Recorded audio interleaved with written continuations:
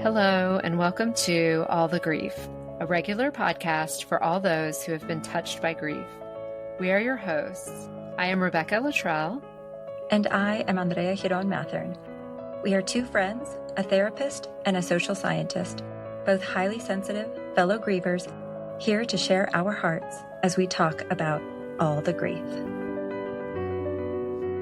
Good morning, Andrea. Good morning, Rebecca. How is your heart this morning?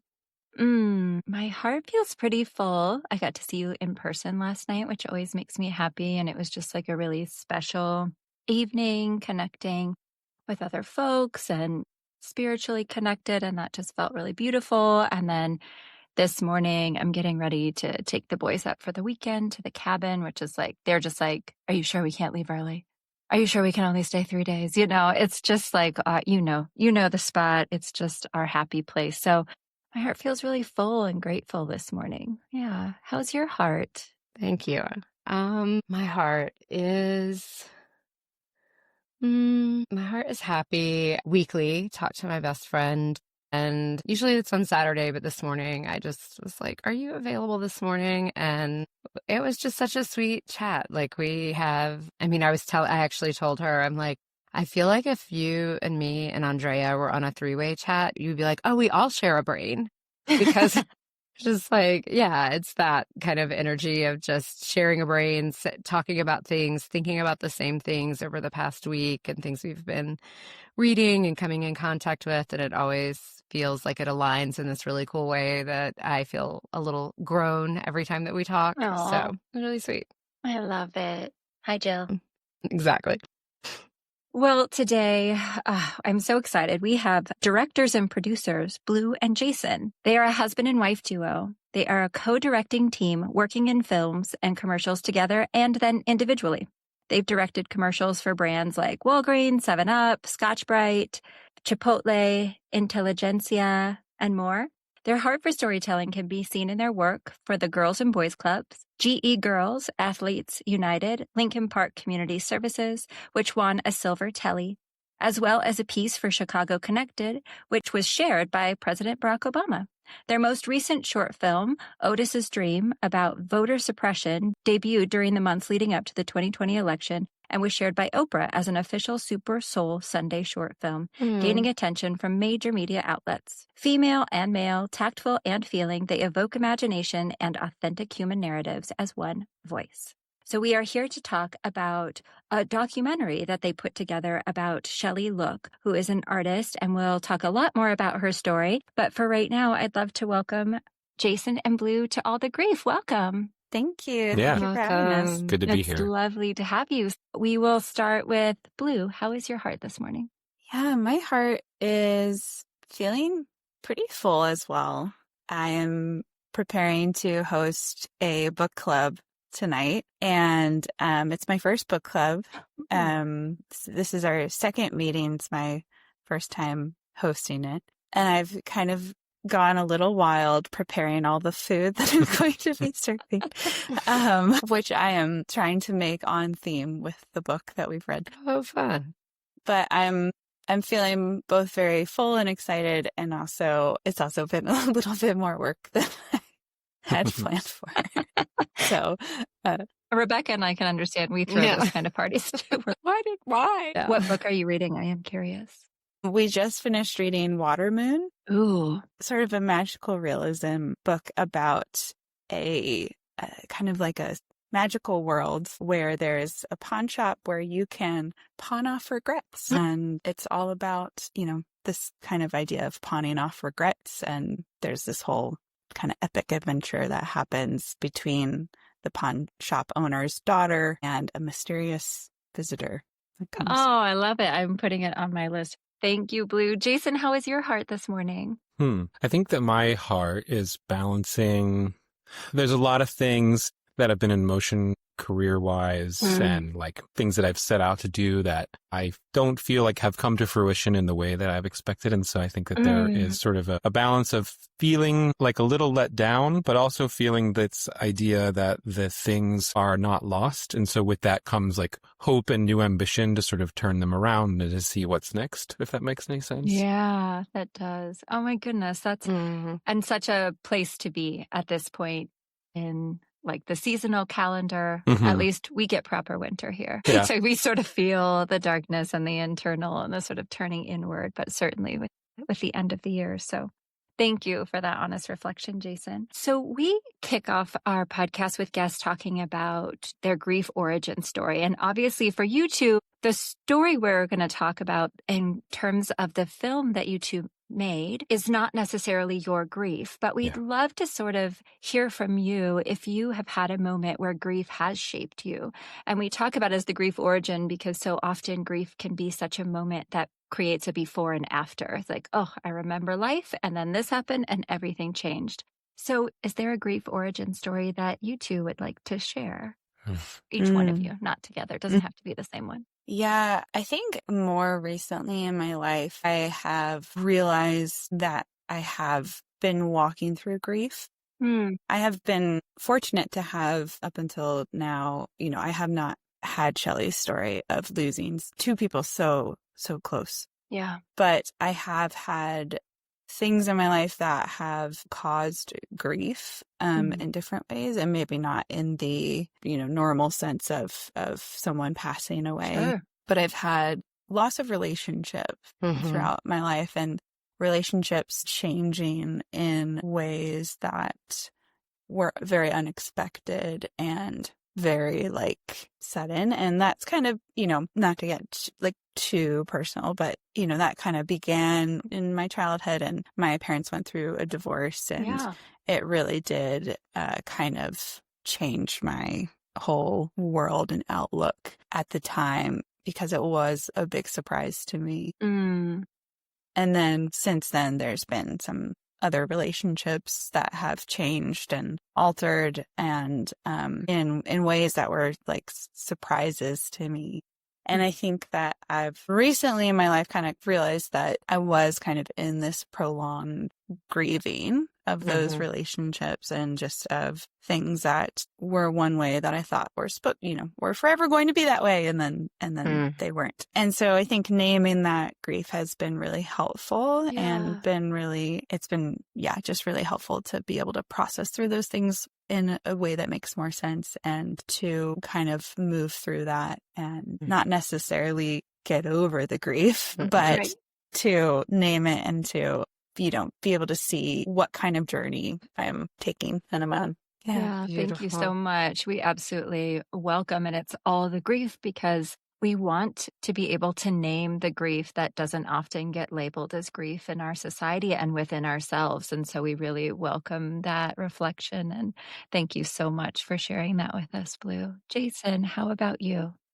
Yeah, that's a good question. I think, as we're going to talk about, we made a film about an artist who is, really processing her grief through her work. And then it takes her on a journey to some unexpected places. We made this film for 9 years. And I think over the course of those 9 years, I really got, as a director, I put myself in the shoes of the subjects that I'm working with.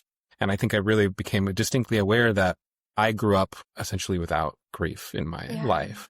Yeah. Not because of I didn't have anything bad going on, but because that was not something that I think that my family really made space for, that we did not create a realm where that was, not that it was not okay, it was just sort of something that we just didn't do.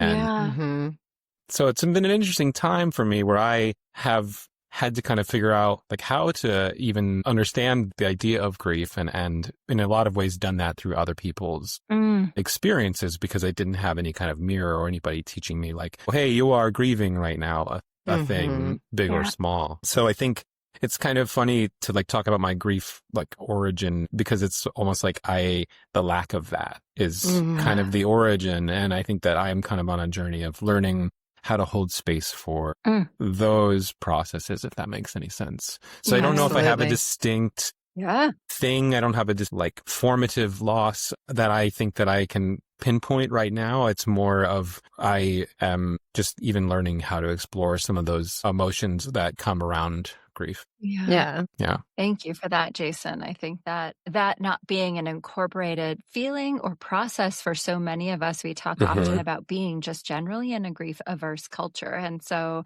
in our families, it's like we can name it other things possibly or move through it. But then to come into this work as an artist yourself, to then hold the fruit or the things that spring out from grief has got to be a really interesting process. So you've already answered one of our questions for us because we were like, how many hairstyles? We were literally leaving each other messages last night. But how many hairstyles did you count? It couldn't have been just a year. You can't have that many in a year. Yeah, that's true. Yeah. So we're talking about your documentary, Dawn Dusk, that features Chelli Look. So our initial question is, how did you even come across this story and Shelley, and how did this all begin? So we met Shelley through kind of like friends of friends. We somehow got invited to an open studio that she was having. And at the time, we were working on building our portfolio as filmmakers. And we had kind of just talked about doing some kind of like maker video. And we were thinking it was going to be like a 5-minute piece about a maker and, you know, make it really artistic and make it like really pretty and like have like nice voiceover and stuff. And so we went to Shelley's open studio, and she was having this open studio to celebrate the launch of her new collection, which was called Dawn Dusk. And we walked in and we were just really like awed by her space. Like she at the time was in a all white studio, and her bags at the time were like all black, and everything was just set up really beautifully, and it was just very striking. And then we had met Shelley previously, but just seeing her in that space, like she was very magnetic, and just everyone was very drawn to her. And still to this day, she is a magnetic presence. Like when she is in the room, you pay attention. And so, so all of that was going on. And we were like, oh, like she would be perfect for this video that we're just talking about making. So we actually asked her that night, what would you think about us making a little video for you? You can use it as a promo piece for your business, blah, blah, blah. She was super interested. We got coffee later that week or the next week, and, you know, talk about what this would look like. And in that coffee, we asked her, you know, so how did you get started doing what you're doing? And the story she told us was not like how she learned how to make bags. The story she told us was about her sister's murder and how her sister was murdered, and how now she donates part of the proceeds from each sale to a domestic violence shelter that she'd been working with. And we were pretty like, whoa, I don't know what to do with that information, but that is really like just really sobering and really, but like also really beautiful that she was like taking that pain and turning it into something beautiful. So we started filming with her, and filming days turned to filming days and more days. I think it was like a month in of filming. Like, and it wasn't like filming like every day, but it was like, you know, we had been to her studio multiple times in a month filming her. Had more than enough for our 5 minutes. Yeah, we definitely had more than enough footage. in a few days. Right. That we kind of privately were like, I think this is a bigger story than 5 minutes. And we came to her and we were like, we think this is going to be a longer project. Like, what do you think about that? Like, we think this might actually be a feature film potentially. And she was just very gracious, very open. And then from there, you know, it was an interesting way to make a doc. It's like not the way that you're supposed to make a documentary and all, where we're just kind of like, well, we think there's something here. Like, let's just hang around and see what happens. And so, a few years in, we were like, what have we done? We don't even have a complete story, you know? Wow. Well, you know? but yeah, we kind of got to that point at some point, but we just kept coming back because there kept being interesting things that we were like uncovering. Yeah. And interesting like things that were happening. She was really uncovering about herself that we happened to witness. And I think that after a while, your documentary subject, if done well, forgets you're kind of in the room. She likes to joke that it was, filming itself took about 3.5 to 4 years. And then there was the post-production, some pickups, and then distribution. So altogether 9 years. But during those 4 years or so, Shelley likes to joke that it was many years of therapy with us. Yeah. Completely. Yeah. So we, at some point, we were just kind of like, let's make space for this story. Let's kind of whatever length it needs to be. We just want to honor this story because the things that we were exploring were really beautiful. And there were kind of some points along the way where, we were making observations about things that maybe she wasn't even actually noticing herself, but that was happening in her life. And that was kind of the big thing that was really interesting to uncover as we filmed. And then, as you know from the film, there were lots of twists and turns along the way and things that happened that we weren't expecting, she wasn't expecting. So the story grew and kept going. And that's really what carried it through all those years of filming. Yeah. So I'm imagining this was your first documentary then, or had you done? Yes. Yeah. First feature. Yeah. We've done many short docs, but first feature for sure. And so where in her story did you actually enter the story? Had there already been a case? Yeah. Our story is, we jumped in about 10 years after the murder of Shelley's sister. Okay. It would have been about 7 years since the end of the trial. Okay.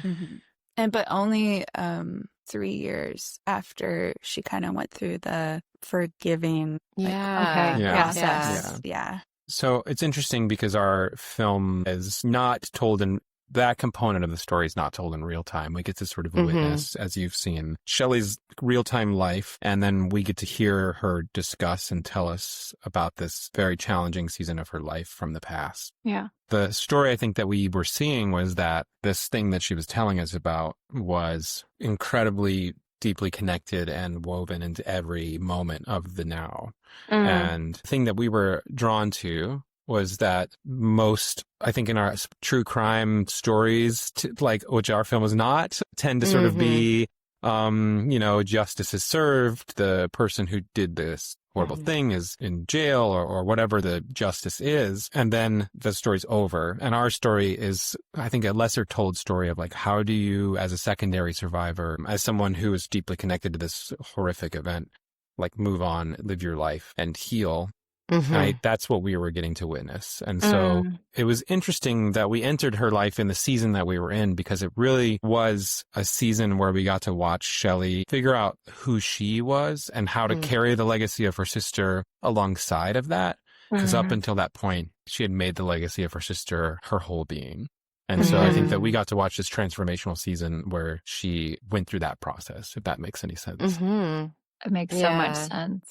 Yeah. I mean, we speak to siblings who have experienced sibling loss. Yeah. And even when it isn't, usually they're pretty young, so it's shocking no matter what. But even if it isn't a violent death, there becomes this sort of sense of responsibility of having to live life for two people, for the deceased sibling, for yourself and sort of your own aspirations for that sibling, but then also for your parents. None of it's spoken. No one's saying hey, you need to do this, Kathy, for your brother's memory. But it's just something that these siblings tend to take on. And so I can really hear how that was sort of her progression. And then there came a moment where she was like, I can sort of carry her and the best of her and her best friend in my heart while sort of moving forward in my own trajectory.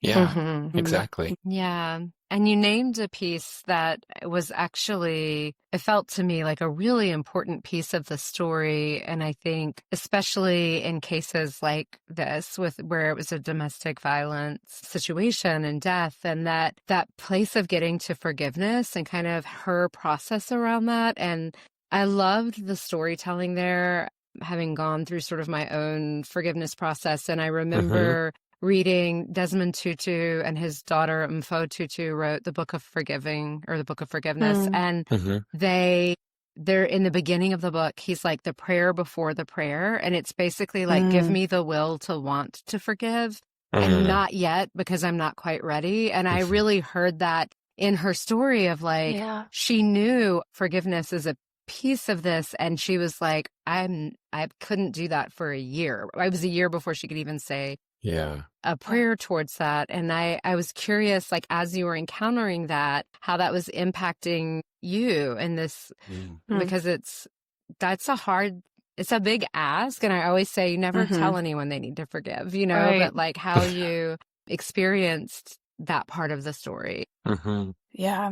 I think kind of the moment where that was like that choice presented to us like in the most like dramatic way was at the fundraiser gala for Wings, the domestic violence shelter that Shelley had been serving at the time. They just so happened to be honoring her sister at the gala, and worked out very nicely for production because we weren't actually able to go film at the shelter for privacy reasons. Safety reasons. And safety, sorry. I meant like privacy, safety, because there are people there who are in precarious situations and, they have people after them. And anyway.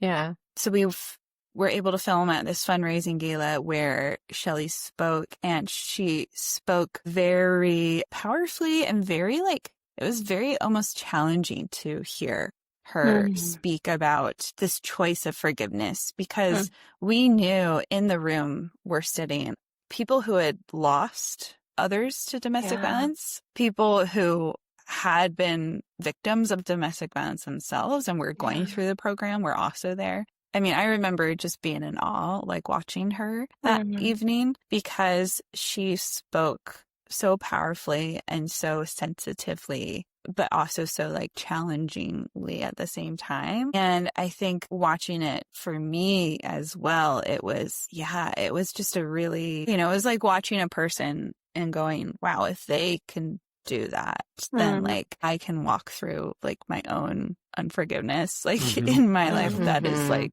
in some ways like not as dramatic of a situation. Sure. Yeah. For me, at that point in my life, I had already been walking through some seasons of forgiveness in some relationships, but that was like just it was very like confirming of the things I had already kind of been walking through. And it was also very encouraging as well to see. And we still hold on to some of the language that she used. I think that some of the language of talking about how forgiveness is not saying what the other person did was okay, but that it's to keep you out of what she calls the prison of unforgiveness, the prison of wishing harm upon them, the prison of revenge. Like that language has been impactful in the way that I think if you're a sensitive person who's doing the work, you're probably often forgiving yourself and others. And I think that is really wonderful and powerful language that I think is often we don't have the Reader's Digest story where, she forgives her sister's murderer and then now they're best friends, which is like, I think what people expect. They're like, oh, like that's sort of the Reader's Digest version of the story, but that's not real. No. That's like 0.001% of the time.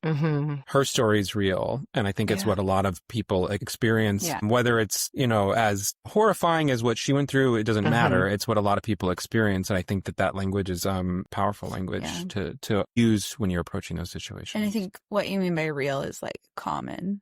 Yes. Yeah. There are, I've heard stories of that kind of reconciliation happening, but it's not. Yeah, that's not what I mean. Necessary for forgiveness. Yeah. Well, and it like creates a spectrum. Like there is upon the spectrum, there is this sort of extreme, and not in a bad way, but just this sort of like forgiveness that is an extreme. And then there is this extreme of this sort of prison where you're constantly maybe wishing revenge or harm. And that forgiveness can be somewhere in the middle. Like it can be just to free yourself from that and not even necessarily to gain anything back or to be giving something to that person, but sort of a soulful. I think that was something that I took away in my own life, is that forgiveness doesn't always mean full reconciliation of like everything's back to normal. No, like that can never happen. Like forgiveness is like acknowledging things are different now, but like that is not going to like bring me down. it's kind of like a leaning into the path towards light after something like that happens versus walking in a dark path. And in some instances, even in less dramatic situations, sometimes not having a relationship with the other person is actually the What's best. needed, yeah. Yeah, I agree. Yeah. And I think Yeah. it helps us challenge that narrative that forgiveness looks a certain way. That forgiveness is this sort of like just all hearts and rainbows. And it's like, it's really complicated. And there's a lot of nuance to it. This isn't saying that the behavior or the consequences are okay. Yeah. Like that is not what forgiveness is about. And I think sometimes that's the pressure that we feel. Like we might feel, or somebody may seek forgiveness because they want sort of an absolution of what they've done. And that forgiveness, that's not what it's just so much more nuanced and complicated. Yeah. Yeah. And I really felt in her story that grief, the way that it felt like it was really unexpected. Her narrative of this person prior to the murder, that he would be even capable of that. Yeah. And then that grief of how it started to disrupt her life, because it's like, who can I trust? And that feels like a really important part of a domestic violence story, that it's, how is this person capable of this? And therefore, who else is? Because she considered him a brother. I mean, it wasn't. And you captured that heartbreak so beautifully in the film where she says, like, he was my brother. Oh, so sorry to interrupt, Rebecca, but I agree. That was so beautifully captured. Feels important to say. And so that part, I mean, as you're walking through and sort of holding, I think you named in the beginning, Jason, this idea of maybe you haven't had direct experiences that you named as grief or processed as grief. And now you're sitting with someone who has this really complex grief that they're kind of unraveling. Like, what were those moments like as you were sitting with her in that? Yeah. I think that we knew as filmmakers and as we don't really identify as documentarians, but I think in the moment we were documentarians. Yes. I'm not sure we'll make another documentary is what I mean by that. Got it. We'll see. Till I meet the next person. Ours are in storytelling, but I think we maybe want to do it in a different way. Sure. The next time. Not that this was a bad experience. No. It just like we talked about, it was kind of an accidental. We were learning a lot. Yeah. But we did know that to do this well, because we had done many short documentaries, it required really patient listening and really not interjecting yourself into the room, and really like being a stable presence. And I think that was in the room. That's kind of what we were focused on doing, was making that space. But then there were many nights where we came home and we had to decompress. We had to process. We had to talk to each other. Not that we were walking, like you said, like, or mentioned earlier, like in fear of each other, but just to talk to each other about, as partners, like, how do we see this thing, but then still engage in this deep trust that we've built, and not let this thing that we're working on disrupt what's going on around us. Because I think there are still moments where I think about Chelli's story and I think about how sudden it must have been. And I think sometimes not that I'm like putting myself directly in her shoes, but for a moment I'm like feeling deeply empathetic, and suddenly I am almost experiencing some of those things that she's talking about. Yeah. And I think that requires discussion and coming together to like not let that like affect you in a deep way. Yeah. And so I think that in the room, it was really hard. In the room, we had to edit it out actually, but I'm wearing the headphones and she's mic'd, and I can hear her heart beating because it's so quiet. And it made my experience of it like very intense actually, because it's like you're hearing a heartbeat as we're hearing these moments of the story. We actually like kind of brought that in EQ out of the movie, but it is really like visceral and intense, and requires you to go home and do some work to protect your own spirit, I guess, if that makes sense. Yes. Yeah. So I don't know if that answers your question, but that's sort of, so basically you were therapists in some way. I mean, it feels like the same sort of space a therapist holds, where you're like, I'm not bringing myself into this. I'm listening openly. But then you walk away from these really hard stories and it's like, okay, I need a place to decompress. Yeah. Yeah, it's interesting to call it that. I think I hadn't really thought about it fully like that, but that is truly what I think, making space in that sort of, it's already an odd setting. You already have 2 cameras and lights up. We're in Shelley's studio or in her home, and we're asking her challenging questions. Sometimes it was fun. We're like, tell us about your design. Tell us about how you dream. So, I asked her ridiculous questions. I was like, what is art? What is good taste? And she rolled her eyes at those questions. But we had pages of questions. We had many, many hours of interviews, some light and some very heavy. Yeah. And I think that, I guess intuitively we sort of did what you've described and made space for ourselves after the process. It's beautiful. So funny. As a researcher, I'm like, oh, you were researchers. Yes. Yeah. Yeah. Because we don't talk at all. We just ask you a question and we don't say anything back. Yeah. I mean, I want to say the film is beautiful. I mean, Rebecca and I were like, the aesthetics of the film, I can understand how when you walked into her studio, just watching her like roll out leather and look at there is just a lot of eye yumminess, including some of these turns. Are you okay with us giving spoilers if we say we're going to give spoilers? Yes. Okay. One of them being this turn where Shelley, I don't know if she sort of applied to an apprenticeship or, what happened, but she goes to Italy to learn very classic leather handbag making or leather work. And it was really, you could feel her growing and stretching. You could feel it in the process while she was there. And I was like, did you two get to go to Italy? Yes, we did. Imagining you did. Yeah. So that must have come as quite one of the turns in this 9-year or like 3 to 4 year journey of filming. How was that sort of growth? Because it was sort of taking Shelley out of the world in so many ways she had been in, including from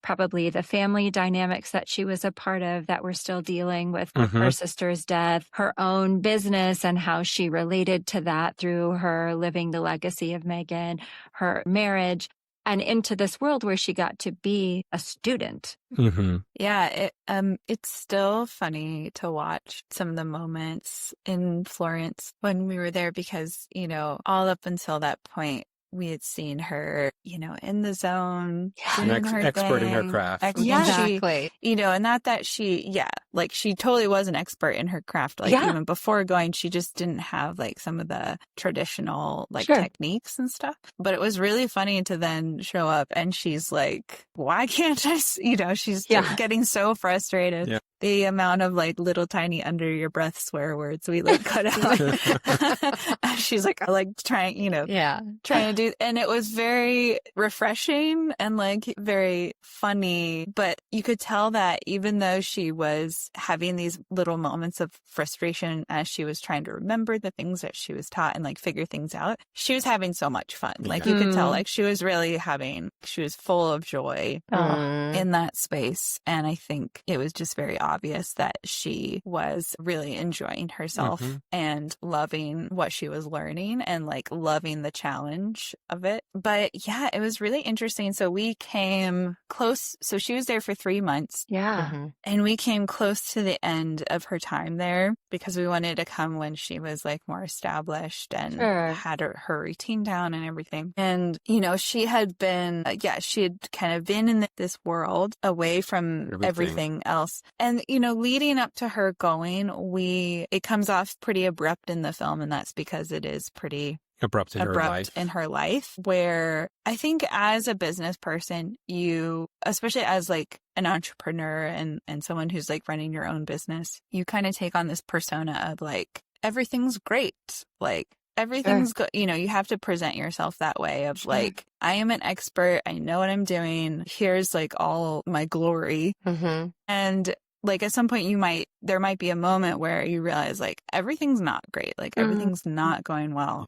And it's hard because you're expected to kind of present this outward appearance of, everything's wonderful. I think it can be difficult to kind of be realistic with yourself when you're taking on that attitude the whole time. And, and I'm sure in the fashion industry, I'm sure she can probably relate to this, but at least in our industry, it is very much you should always have a positive attitude about everything. And I'm sure that she probably was feeling the same way. And so I think that's why it was so abrupt, because I think she suddenly realized everything's not okay. Like, I think she realized that there were things in her craft that needed to be grown, that there were things in her business management that needed to be grown. So and things, as we learned, in her spirit. Yeah, and things in her, yes. And I think that was the main thing, was like, she suddenly realized, like, I'm not okay. Yeah. I need to get away. You know, in the film, she describes it as like, suddenly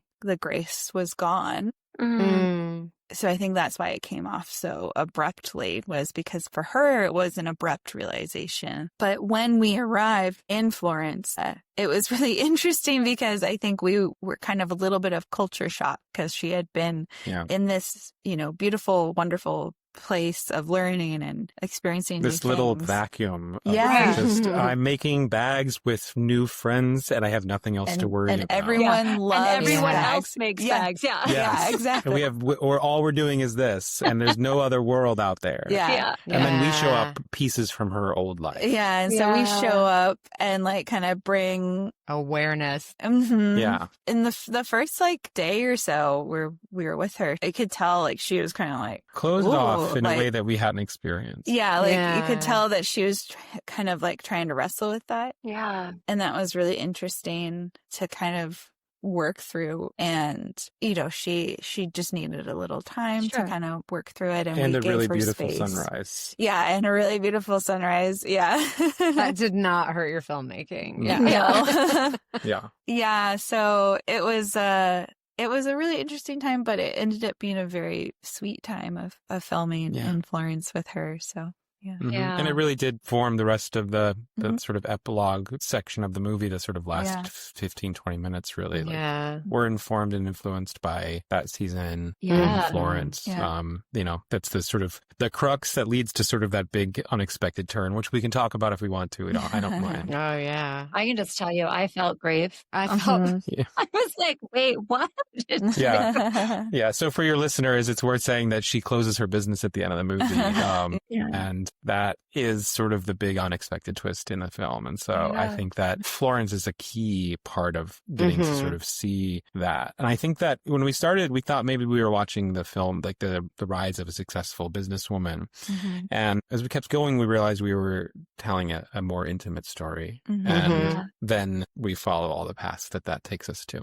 Yeah. I mean, and I think that was so beautiful because, Rebecca and I were on the rise of this. And I felt her like, it almost was like a childlike love. So sort of taking her back to her first bag, you know, that her sister forced her to learn how to make, you know, taking her back to that joy of just getting to be with other people who like loved leather and loved these details. And, you know, the way she would talk about how difficult it was to make things that really looked so simple. And so it was almost like I felt like she had sort of stripped down her bag making to its essence. And I thought, I was like, oh, she's even more in love with it than ever. Here we go. And then I was just like, oh, wait, what? But it also had the feeling, if you're just looking at stories and ways sort of even like our mythologies and things can get crafted, it's like that feeling of, I have to walk away from everything I know to sort of find myself, find my truth. And it makes sense that she was like in this really insulated sort of experience. I have these friends, we make bags, I'm in this gorgeous building, like this is fun, I'm learning. And then you guys show up sort of like, I have to integrate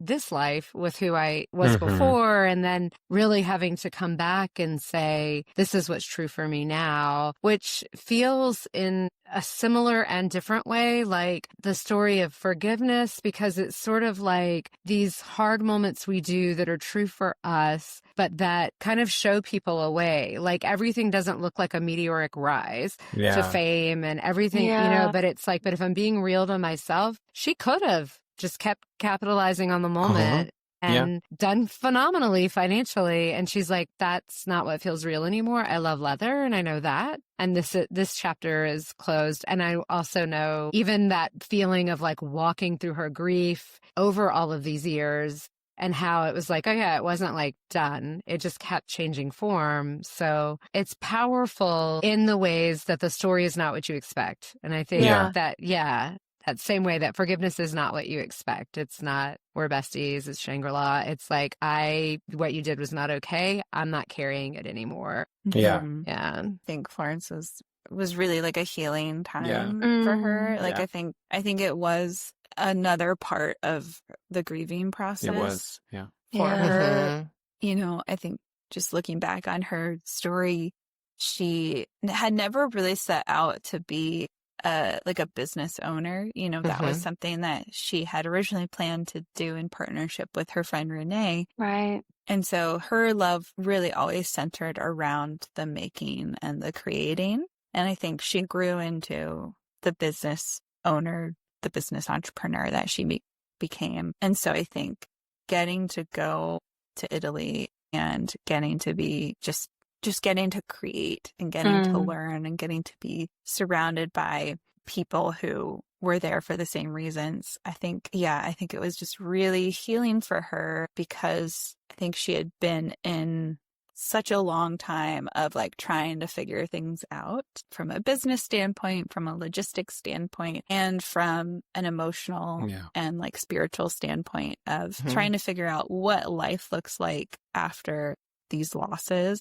And I think Florence for her was just a real break and a real like returning back to some of her first loves and returning back to some of this place of just joy and creation and getting to do the things that you love. Because when you're journeying through grief, in some ways it takes you away from those things, but then brings you back to those things as well, where it's both like when you're trying to like figure it out, it can take you away from it. But then it's like once you lean into the journey and lean into the process, it can like bring you back to those creative spaces. She needed that space, that isolated space, those 3 months in Florence, to remember who she was before the loss of her sister, I think. In a lot of ways, she had the space to remember who she was before the grief. And then I'll then identify, oh, I have only been living this identity of this grief in many ways. And I don't think I'll ever stop grieving, but I don't want this to be who I am. I want to like remember who I am back then. And I think that's really what we got to witness at the end. And she kind of talks about it at the cafe interview, as the sun is setting. And I think that was really consequential, and it makes sense to see her next steps. If it feels abrupt when she closes her business in the movie too, it's because it was very abrupt for her, and it was very abrupt for us, because she gives us a call and she's like, hey, I just want to let you know I'm closing CHC. And we actually hadn't been filming with her for a while. We were in the edit. We were looking for the story. We thought we had what we needed, but we weren't really sure if we had what we needed. And at first we were like, oh no, how does this affect the movie? But then we realized, oh, this is a natural conclusion to this chapter, this season of your life. This 3 years has a very natural ending, and it makes total sense. And so we picked the cameras back up and we spent time with them and finished filming. And essentially that little bit of her life was the last major time we filmed with Shelley. And it totally connects back to that time in Florence, because she was able to find a little bit of who she was before and go, no, I want this. I think I can hold both. Yeah. That's so sweet. So is there anything else we want to be sure to bring in about the documentary? One of the reasons that we named the film Dawn Dusk was not just because her collection was called Dawn Dusk, what Dawn Dusk, like what the significance of it was in Shelley's life, and just kind of the deeper meaning that we discovered as filming. And that was one of the things that I talked about earlier, that we were kind of making these observations about her and kind of drawing these more clear conclusions that were really interesting to us. But for her, it was kind of like mid-process. And one of the things that we noticed was, she, when asking her what inspires you, and she talked about going to watch the sunrise and the sunset. And, as we kept talking with her, the question kind of became, well, why do you go watch the sunrise and the sunset? And then she told us about how after, she reflected a little bit about that, she talked about how going to watch the sunrise and the sunset really became a practice when the trial was going on for her brother-in-law after Megan's murder. And for her, it was the most faithful thing. Like really, she needed something faithful in her life in a time where everything was just turned upside down, where everything felt unreliable, everything felt scary, everything felt very dark. Just going to watch and witness the sunrise and the sunset and watching that very faithful thing that happened every day, but it was like a reminder of light and a reminder of hope for her. And so I think, there's lots of themes throughout the film of dawn and dusk, and they all relate to this idea of faithfulness and beginnings and endings and reminders of hope, that even when you're in the deepest dark place of grief, that there is dawn coming. And as cheesy and cliche as it is, yeah. we witnessed it firsthand, and it's Right. real. Yeah. And there's like, this cycle of like beginnings and endings, and it doesn't always mean like there's a beginning and then there's an ending. Sometimes it is like this it continues on of like there's dawn, there's dusk, there's dawn, there's dusk. That I think is a really good metaphor for the grief journey of you're going to go through all these moments of dawns and dusks as you journey through grief, because grief is non-linear. And there's moments where you might be right back into the pain of something, and then there's days where that pain feels lighter and you are able to be in that hope. But just that reminder that there is hope and there is like healing and there is light. So that's just something I thought would be worth mentioning. Absolutely. Yeah. I loved the way that metaphor was woven throughout. And it felt like we recently ran a 3-day retreat at Andrea's cabin in the mountains, and there was someone who has that practice since her mom's death of like seeing every sunrise, and then people started to go with her in the morning to do that, and it was beautiful. And just that way that it's always different, so you're encountering something new and beautiful over and over again. Beautiful storytelling. Well, we'd love for your listeners to check the film out. Definitely. I can share. You want me to share like how to do that on the podcast? Yeah, please. And then we'll put it in the show notes as well. Cool. But yes. Great. You can find where to watch the movie at dawnduskfilm.com. We're streaming for free with ads on Tubi. You don't even need an account. You just hit play. You can rent or buy the movie on Amazon. You can watch the movie with ads on YouTube, among many other places. And then we'd also love to hear what people think about the movie and their experiences are. So you can connect with us on socials. Generally, we are at Dawn Dusk Film. If you liked it, if you connected with it, leave us a review. That's helpful too. We will. We will. It's just a beautiful act to create pieces that share our humanity. So yes, to everyone listening, please go watch the film. It is beautiful and tender and familiar somehow, even if you don't share that exact experience with Shelley. Yeah.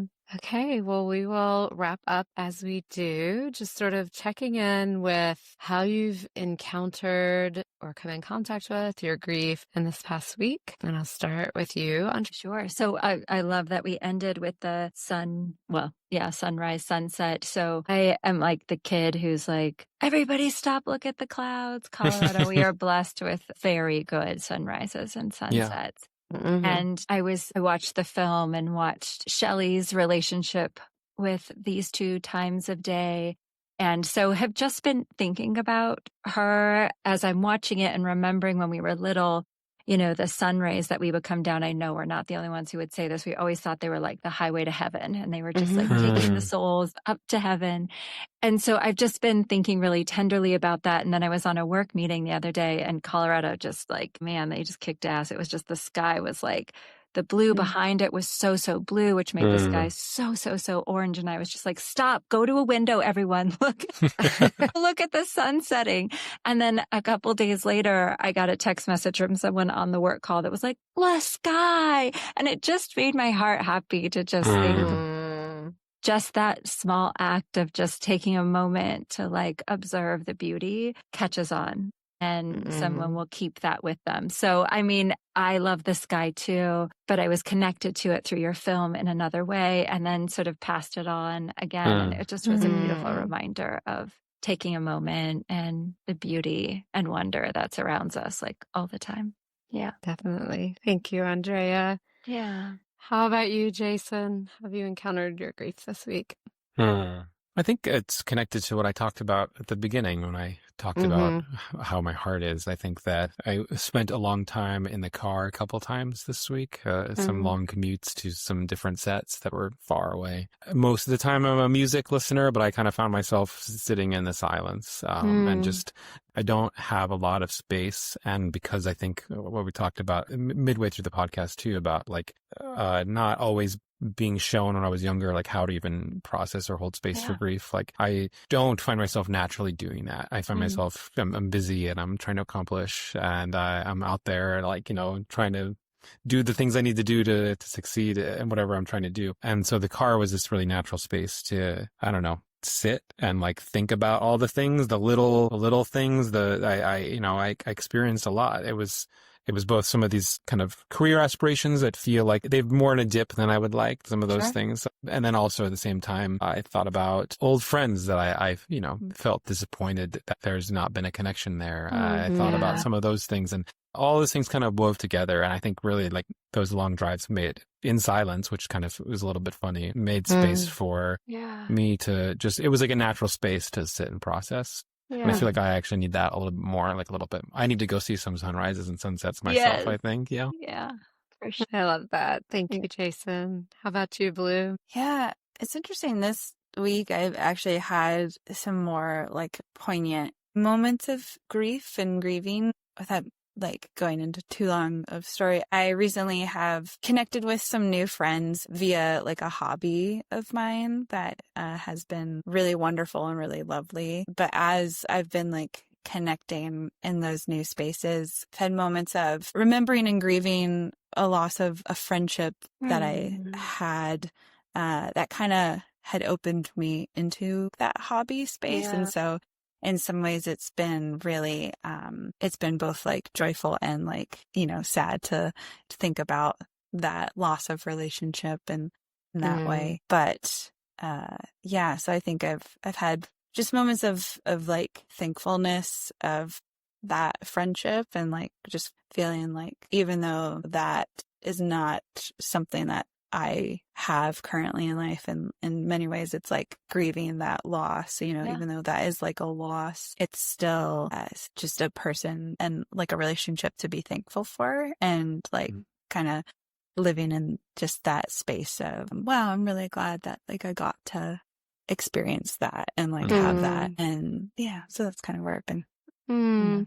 Thank you. Thank you. I think so many of us can relate to that. Thank you, Blue. Rebecca, how about you? Well, and as I was watching the documentary, it was sort of transporting me to a friend of mine had a documentary made about their life, and that was just recently released. And it just kind of brought me back to that space of, the ways that you're like telling the story of someone and it's like their life, but that feeling of like, and there's cameras and there's things in that. There were moments of that kind of feeling like it disrupted moments we were having. Like I wasn't there whenever they were filming, but it would be like, oh, I'm going to come visit. And then it was like, oh, the documentary crew's going to be here. You're welcome to come. And me being like, yeah, no, thanks. Like, I don't want to be filmed. I'm not in that space. I know you're getting comfortable with it. I'm not interested, but it was just like, I think it's beautiful. I love that storytelling. I'm so intrigued by the process of putting together hundreds of hours of film to somehow like condense it into an hour and a half and tell a story accurately. Like all of that. I'm not sad that their story got to be told. And I'm like just feeling a little grief about just like, I just feel sad for the moments I missed with them because that was happening in the last years of their life. Yeah. So it's sort of like bittersweet. Yeah. Yeah, that makes sense. Well, Blue and Jason, thank you so much for joining us on All the Grief. It is a beautiful film. Our gratitude and our love to Shelley, too. If you all still connect with her, I'm sure you're and you're probably all still writing. I know we're kind of hitting sort of probably a tail end of promotion of this beautiful film, but thank you for sharing. We will certainly help you get the word out about this beautiful story. Thanks for Of course. All right. Thanks for listening. Bye. Thank you for listening to this episode of All the Grief. You can find us on Instagram at All the Grief Pod. And please take a moment to rate our podcast and share us with your friends. We'd love to keep expanding our reach to all the people who could benefit from conversations on grief. Take care.